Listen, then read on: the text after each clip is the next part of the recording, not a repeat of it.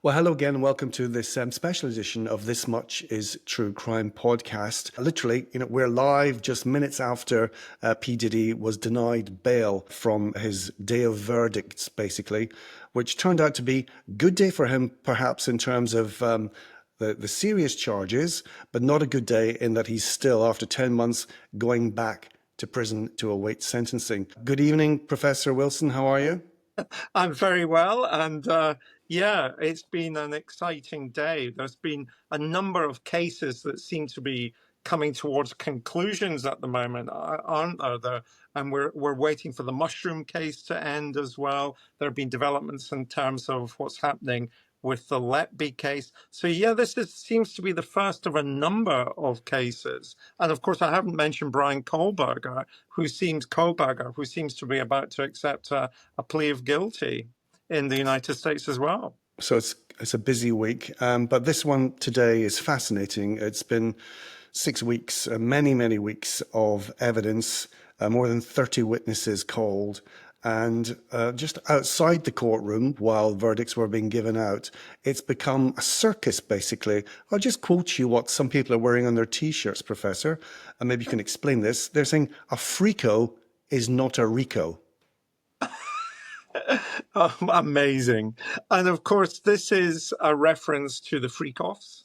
What was at the heart of the prosecution's case was the freak-offs, these sex parties that Combs engaged in, whereby he would coerce people or encourage people or pay people or bribe people to go to engage in prostitution and sexual activities that they might not have wanted to have engaged in. So those were his freak-offs, part of his swinging lifestyle.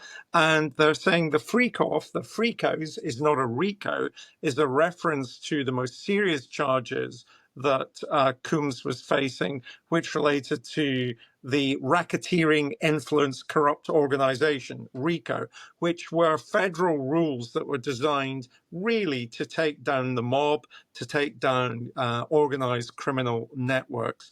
And effectively, the prosecution, the government's claim was that Bad Boy Records, which was Combs's media empire, was a corrupt racket, and that charge failed.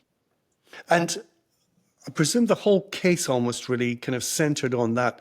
I mean, did they, right from the start, get it wrong? They shouldn't have charged him on that because, of course, we saw the dreadful domestic violence picture of him dragging by the hair and kicking his girlfriend, Cassie Ventura.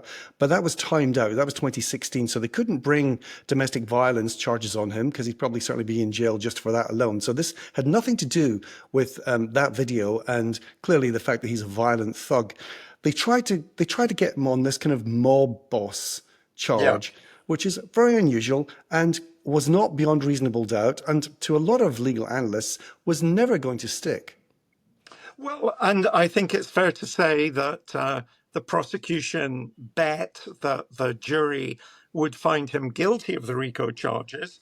And in relation to that bet, Sean P. Diddy Combs won. The prosecution fails. I think it was always difficult. There was a kind of overreaching, I would suggest, though, Martin. There was an overreaching of the federal case.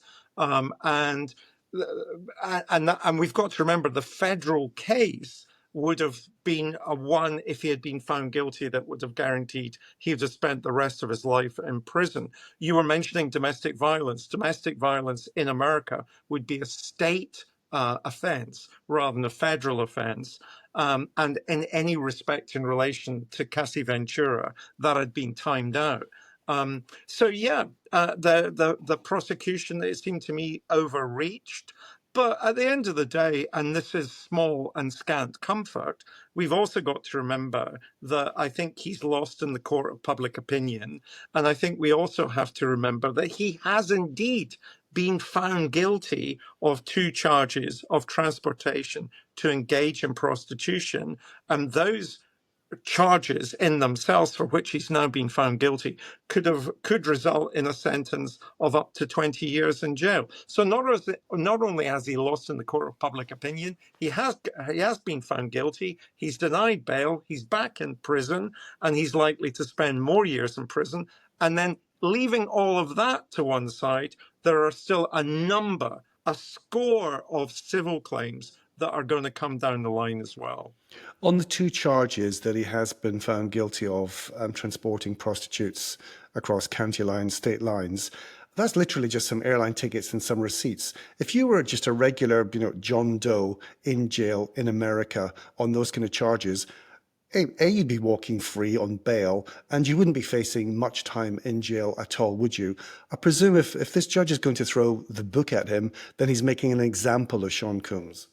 I think that would be true, although I've already seen suggestions from some of my friends in the United States that the prosecution are not saying they're going for the maximum penalty in relation to those two findings of guilt. And the figure that I've heard from friends in New York is that they think he's going to get about 5 years. If you go back to the RICO stuff, though, Martin, it was always very difficult. And remember, indeed, that the prosecution only called three particular witnesses in relation to the RICO charges. And if they were saying Bad Boy Enterprises was a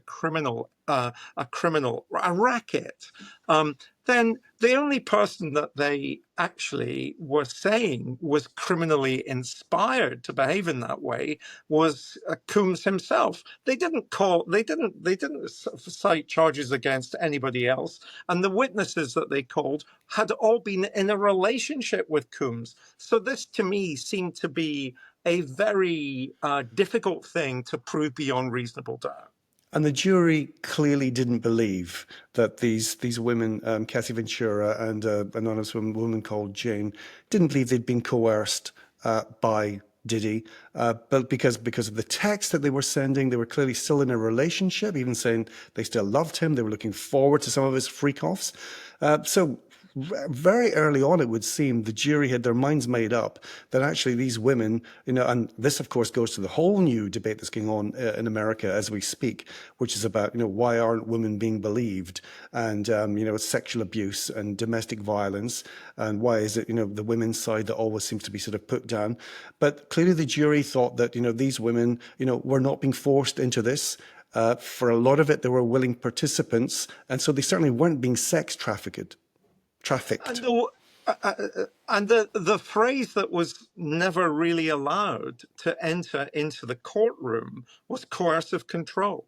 One never heard that phrase in New York, although if this had been a trial in this country, we'd have been talking a great deal about coercive control and how some women who nonetheless might still be in a relationship and want to believe that the relationship that they're in is healthy are nonetheless being coercively controlled in all kinds of psychological ways, financial ways, and through threats of physical violence or indeed physical violence itself. That kind of phrase was never allowed to be used in this trial. And I think it goes a lot about how we in this country are now very comfortable with that idea, which seems to be less accessible, less acknowledged in the United States. Again, was the prosecution's problem here in that they tried to weaponize what, a lot of us would consider, bizarre, weird sexual activity between Diddy and his partners, weaponizing it, suggesting it was criminal, when in fact it was a swinger's lifestyle. This is just the way they were doing things. That's absolutely right. They were presenting this not as coercive and bribery and they just presented this. He accepts he's got a swinger's lifestyle, and people are benefiting from that swinger's lifestyle. And Cassie Ventura, Jane, who was called as a witness, Mia, who was called as a witness, they were all benefiting, and they were very aggressively pursued under cross-examination by his defense. They were obviously benefiting in some way from the relationship that they had with Coombs. And therefore, it was something that was never really answered either in the Harvey Weinstein trial. People wanted to say, well, why didn't they just leave? Why are they benefiting in this way? Why didn't they just stop the relationship? So that was, again, a fundamental weakness in what the government was bringing forth. They didn't have independent witnesses. And for the life of me, and I think it was something I shared with you when we talked about this before, I didn't understand why the government didn't bring some of the people who were never in a relationship with him and who are now bringing civil suits against him for exactly the same types of behaviors that were being alleged by Jane, by Mia, and by Cassie Ventura. And that includes 60 other civil charges, as you say, including rape, underage abuse, sex. So, I mean, what are the chances of them standing up, bearing in mind that pretty much the serious charges here have been kicked out of court, and he is he's waiting sentencing on the two much lesser ones? Well, remember, the civil charges will be decided not on the basis of beyond reasonable doubt. They'll be decided on the basis of the balance of probability. And so it's a much lower threshold to prove those charges. And if you think about it, this all started way back at the end of 2023 because Cassie Ventura filed a lawsuit against Coombs, and that lawsuit was a civil lawsuit and was settled within 24 hours. He gave her £20 million to settle the lawsuit, denying anything to do with domestic violence. And then, of course, it was later that the infamous 2016 attack on Cassie Ventura in the hotel comes to light and is shown on CNN. And until that time, remember, Combs even denied that he had been domestically violent towards Cassie Ventura. So, I think we're in the civil cases will be decided under a different burden of proof, and I think they have they have more legs than a burden of proof that says beyond reasonable doubt. And already tonight, I'm just listening to some of the lawyers for those people who are bringing those cases against him. And they're saying certainly they're going to take a deposition from him, even if that means they have to go to jail if that's where he is, through visitor rights, whatever it is, but they'll take a deposition from him. He can also be compelled to appear in court with these civil charges. Now, it's interesting that they didn't put him on the stand in this case, in this courtroom, but he may well have to go and give evidence and be questioned in court in the civil cases. And you're right to draw attention to the fact that he himself didn't take the stand. I actually felt and suggested, I think, in a previous podcast that I thought he would. I was really surprised by a lot of the people that gave evidence, with the exception of the extraordinary Deontay Nash, the stylist. And you joked, if you want to know where the truth is, you should always ask the stylist. The glam squad. The glam squad. I was always impressed by those kinds of arguments in terms of what Nash said, but surprised by how many other people, with the exception of Deontay Nash, seem to still admire Combs, it was almost cult-like in terms of what they were saying. I'm making this criticism, but I still love him. And of course, that made me think, I think he'll believe his own press and take the stand. Whereas in fact, he was given good legal advice by his defense, which was, no, in terms of the RICO charges, the prosecution have to make that case, and you don't have to say anything. Well, he was offered a plea bargain right at the start and turned it down because he felt that he wanted he'd be proved innocent. So he got 3 out of 5 dropped, but he's guilty of 2. Is there a cultural thing going on here? You mentioned the kind of the sympathy that he has, and just watching or listening to some of the podcasts and some of the coverage from the court.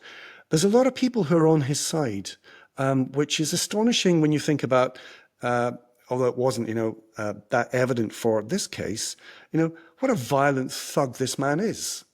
Oh yeah, but I mean, I don't disagree with that characterization. I, my dog just came in, so if you That's all heard a right. dog, it was the dog. I don't disagree with the characterization that you're giving about him as a person, as a human being, but you're, I think, ignoring a number of other factors which play really well in the United States. This is somebody who is not just a multimillionaire, almost a billionaire. There is a kind of elevation of the wealthy in the United States, which is seen as aspirational, which I don't think occurs to the same level in Europe. And so that's the first thing that goes in his favor in terms of public opinion. I think he was also very skillful, especially in terms of how he was being advised initially in relation to his PR, to talk about, the weaknesses of his case. Mine is a swinging lifestyle. I'm not coercing anybody. I just enjoy these behaviors. And that real libertarian approach is, again, ideologically quite different to what one would find in this country.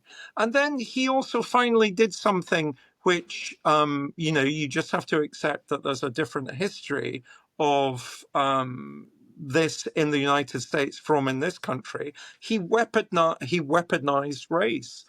In one sense as well, didn't he? Because he talked about how some of the things that were being done wouldn't have been done if he had been a different color. That again plays into a narrative about a young black man from very impoverished circumstances who suddenly makes good in what is essentially a white culture. But what is he offering? He's offering a very black. Offering a very black lifestyle in terms of the business that he sets up, and to attack him is to attack that black lifestyle, black culture, black music. And that, of course, was weaponized in his behalf as well.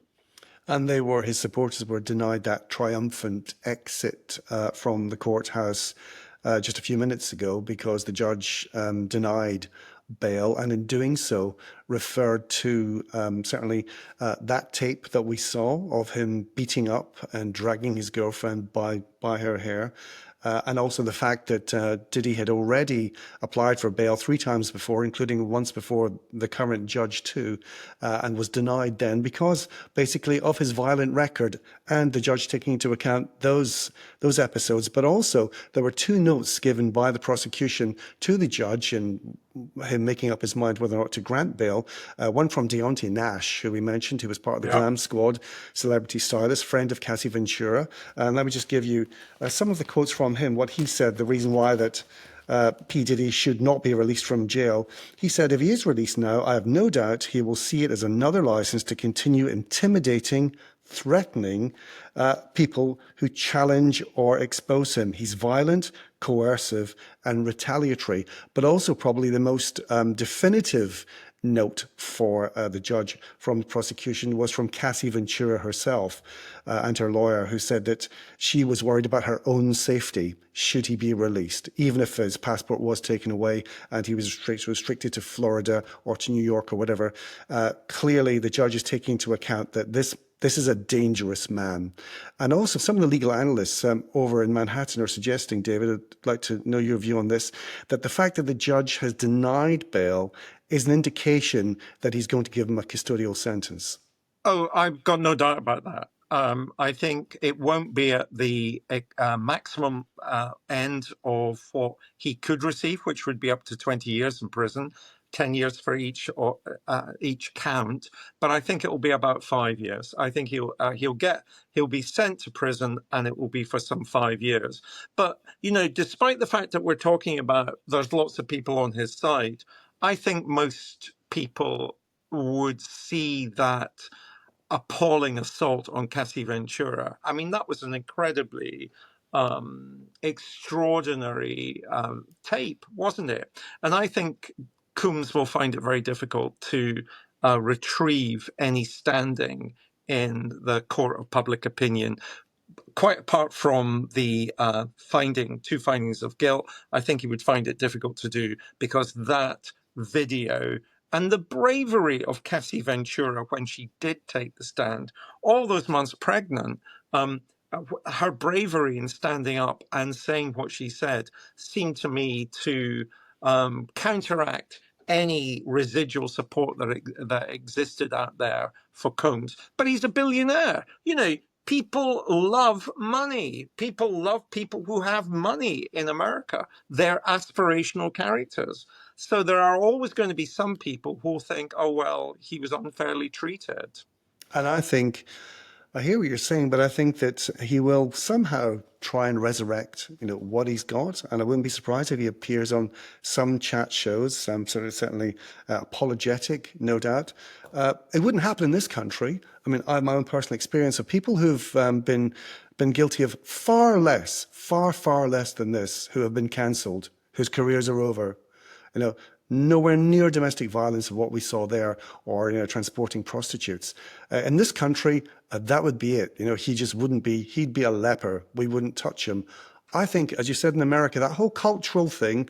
I think there are a lot of people who will think he's been hard done by. There's been almost like a witch hunt here. Well, two things about that. We've got to remember that the current president of the United States has also got a criminal conviction. But let me press you a little on the point that you were just making. If Coombs's team came to you when you were still editor of This Morning and said Diddy would like to come on and sit on the sofa and tell his side of the story, which he feels he's never been able to tell in the way that he would want to tell it, are you actually telling me you would turn him down? We certainly wouldn't pay him. We'd never pay anybody who's got a criminal conviction or a criminal record. If he was going to be completely apologetic and open his heart out, then yes, but I'm not too sure that he would be. I think there'll be something in him that will think that, he has been picked on, and if he is going to jail for even a couple of years, he'll still think that, you're making an example of me, and no one else who, was guilty of these charges would be in jail or be behind bars. It's a good one, yes. I know, of course. I'd like to think that, I'd put him on and I'd like to think he was actually going to be completely open about it and has learnt the error of his ways. But we'll see. I think in America, it won't just be the interviews. I think there'll be other things. There'll be almost like a whole kind of groundswell of opinion that says, sort of P. Diddy, he's not a sex trafficker. He's not a mob boss. And the authorities were out to get him. And who knows, his mate, Donald Trump, even if he is sentenced, there's still a chance he could be pardoned. Well, these are federal charges, and so, of course, he could be pardoned.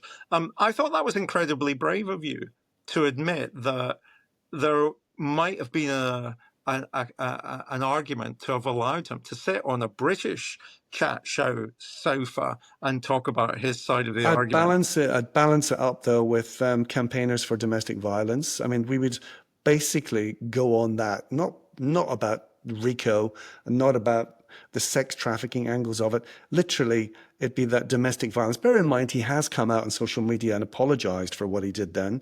But it's still, it's people who will no doubt say, yes, but look at them, they were all in it together type thing. And you still cannot, I think, excuse what he did. Well, I think the other thing that will happen now, and we already see signs of it in terms of what was happening in the court, that Diddy will reinvent himself. I mean, he's constantly been reinventing who Sean Combs is throughout his life. But now we'll get the reinvention, which is that he will find God, which is the standard way that happens in these circumstances. And I noted that he was reading how God was always going to be by his side in the toughest of times, and how he knelt down and prayed and all those kinds of things. Well, God hasn't helped him, because he could still be doing 20 years. I don't think he's going to get 20 years, although that is a possibility. I think we're talking about much less than half of that. But there will be that reinvention. And who knows if he doesn't turn out to be a kind of televangelist in the future, because wouldn't that be the perfect Americana storm, that you've got a televangelist who used to own a record company, who has got a star in the Hollywood Walk of Fame, who knows Barack Obama, who is endorsed by various other celebrities. But let's see, Martin, my big hope, because I love America. I have the greatest respect for Americans. Let's just see what happens in the years to come, because I've got a great belief in that Americans actually see through all of this, and they will certainly see through Sean Combs. And so sentencing is happening there. I mean, I don't know what background reports the judge would need, because clearly they've known, pretty much, what his background is. But obviously they're going to take their time to do that. You think it may only be a couple of years or so. Well, let's see on that. But the civil, this is going to go on for a long time, because these civil cases will take quite a while to process. Oh, yeah. And even though he is, I think, just approaching a billionaire, if Cathy Ventura's case settles for 20 million, and the figure is always difficult to glean, but I think scores of civil cases is the phrase that keeps being used, then a lot of his fortune is going to disappear as well. 6 is what I heard. 6 cases of some very, very serious charges. But he can afford the expensive lawyers. Well, and I don't know what his legal bill is going to be, but in terms of that legal bill, I repeat, the prosecution bet on the RICO charges, and Combs won because he had better lawyers. And I've sometimes said that about capital punishment in the United States. It's funny, you and I are also very interested in the Brian Kohberger case.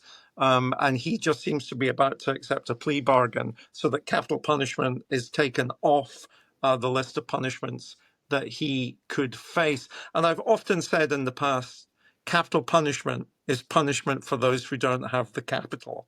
And, you buy your defense in the United States. And I think that's, just very scary. Professor, thank you very much for that. That's for the time being, but not the end of Sean Combs, P. Diddy, Puff Daddy. I think we'll be hearing a lot more about him. As just one final thing, how is he? Do we have any word as just how is he being treated in jail? Isn't he? He's not in the same jail, but he's in the same wing as Mangione, isn't he? The boy. He's in the same. He's in the same jail as Mangione. He's but being not accused the of same wing. killing the health boss. He is with one high-profile American offender, the white-collar criminal, Banks Friedman. I'm sorry, I may have got that name wrong. But my understanding is, in jail, he's surviving really well because, of course, even if he's in jail, there will be significant numbers of people who will want to protect him because he will be paying for that protection.